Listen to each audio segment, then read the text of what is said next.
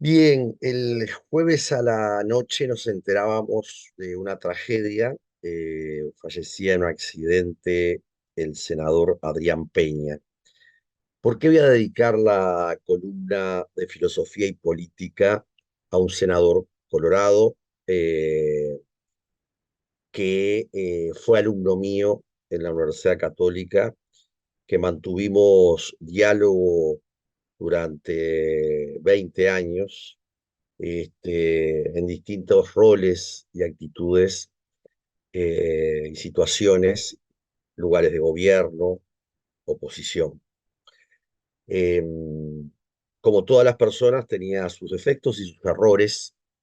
Creo que no es el momento de situar determinados errores, y como bien se lo decía él en privado, la vida a veces nos hace vivir cosas que nosotros le hemos cuestionado a otros. Eh, Adrián Peña fue enterrado con el reconocimiento de todo el sistema político. Y esa es la segunda cuestión, no menor, que vale la pena traer a colación.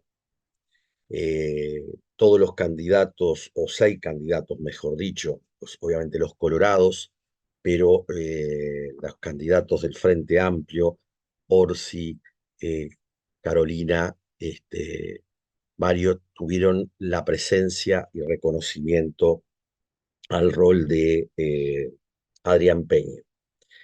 Quisiera comenzar primero por el hecho de que él como alumno era una persona muy inquieta, la licenciatura de Empresas, y que tenía una visión constante de querer aprender.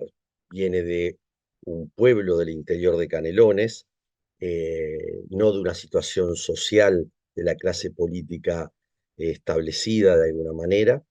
Veía ya en la política con veintipocos años la forma en la que él quería desarrollar su compromiso.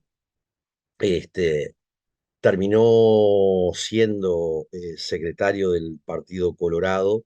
En ese lugar me lo reencontré yo siendo secretario de Derechos Humanos del tercer gobierno del Frente Amplio, cuando convoco la Semana de la Democracia en 2018 y lo llamo a él porque era el secretario del Partido Colorado y no recordaba yo personalmente. Y él me dice: profesor, ¿cómo le va? Cuente conmigo para aportar.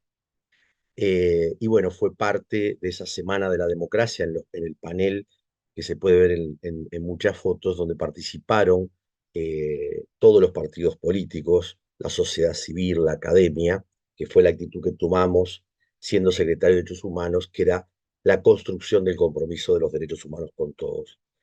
Y Adrián estuvo dispuesto a ese proceso. Luego seguimos dialogando por distintas cosas que él me preguntaba, como académico en mi caso, a pesar de que tenemos extracciones políticas y compromisos políticos públicos distintos, eh, más allá que en mi caso nunca fue de el espacio político como expresión de rol, sino de la política pública. Y a él le interesaba mucho y me preguntaba qué es lo que yo veía en el ejercicio de la política pública o había visto cuando él asume como ministro, de distintos temas, de cómo aprender y construir.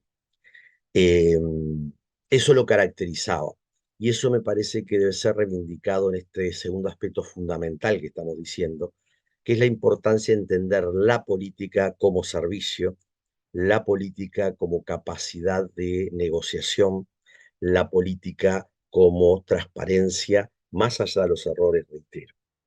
Él muere en un accidente en el cual tiene gran responsabilidad, donde queda herido otra persona que estaba también en una circunstancia con quien choca y que está grave. Y entonces, bueno, situar por la dignidad de todas las personas, digamos, ¿no?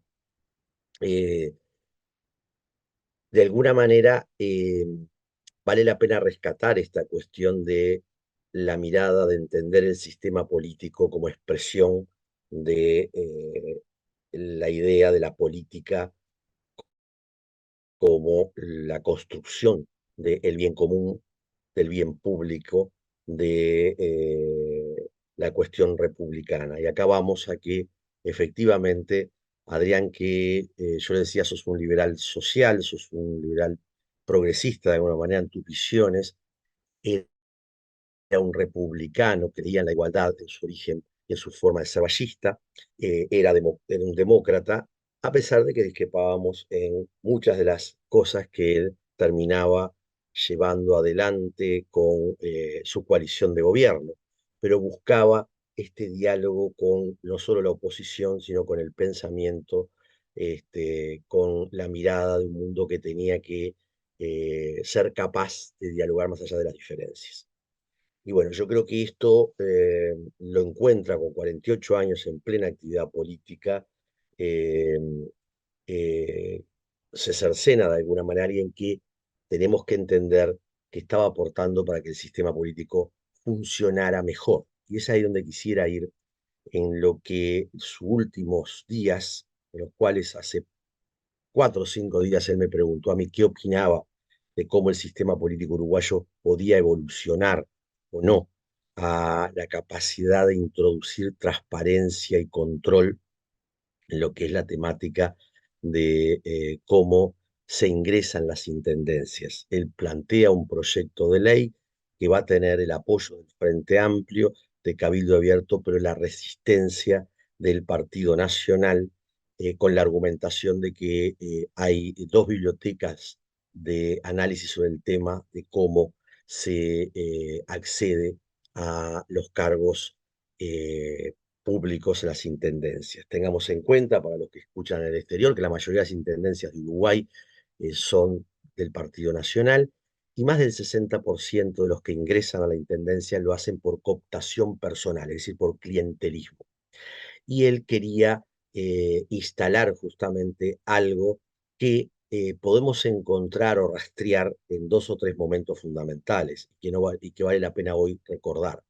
Uno es cuando la CIDE en la década del 60 que presidió Enrique Iglesias, ya se hablaba de la necesidad de que el Estado lograra tener un sistema de acceso por eh, capacidades, ¿sí? Por concurso, y luego se agregaba también el tema de, el sorteo para aquellos cargos que no requerían la capacitación específica. Todos los gobiernos tuvieron alguna impronta mínima en torno a esto, pero va a ser estructural con la Intendencia de Montevideo desde que asume Tabaré Vázquez en 1990. Lo va a ser cuando la crisis del 2002, que el gobierno de Jorge Valle va a lograr comenzar a tamizar algunos procedimientos, pero quien va a instalar el tema de los concursos estructuralmente va a ser el progresismo, ¿sí? Va a ser el Frente Amplio, con la anuencia y los votos, obviamente, de todo el sistema político. El primer gobierno del Partido Nacional en la década de los 90 eh, va a frenar el ingreso absoluto de personas al Estado, pero en el Estado Nacional, pero generando un Estado paralelo con las consultorías. Pero en las intendencias se había mantenido esto, se había mantenido esta lógica que todas las intendencias tenían márgenes de discrecionalidad, ¿sí? Y si la discrecionalidad en los cargos de confianza son lógicos porque hacen el alineamiento político, a la efectivización política, no lo son para los roles administrativos, técnicos, profesionales. ¿Sí? Y por tanto, eh, esto que hoy es un 60% de la forma de cooptación de las intendencias del interior del país, eh, mayoritariamente, absolutamente blancas, ¿sí? Una intendencia colorada, las intendencias frentistas pueden tener un margen, y acá es muy importante el estudio comparativo de alguna manera, pero se instaló en ese proceso. Bueno, Adrián Peña muere en el ejercicio de alguna manera de llevar adelante la transparencia, la honestidad de la política pública para que se instalara un sistema de llamados, de sorteo, es decir, de ingreso a las intendencias desde la transparencia pública, cosa que aprendimos en el diploma que hicimos en el BID en Washington en el 2005 sobre efectividad para el desarrollo. No hay posibilidad que un Estado logre confianza de los ciudadanos en su totalidad si no tiene instrumentos transparentes y capacidad de efectivización de sus políticas. Así que, en memoria de Adrián Peña, que es un haber para toda la política, para todo el sistema político y para el Estado uruguayo, nuestro pésame al Partido Colorado, a su grupo Ciudadanos y a todo el sistema político y a la ciudadanía. Esperamos que los jóvenes que se dediquen a la política tengan la misma disposición, compromiso y conciencia del tema.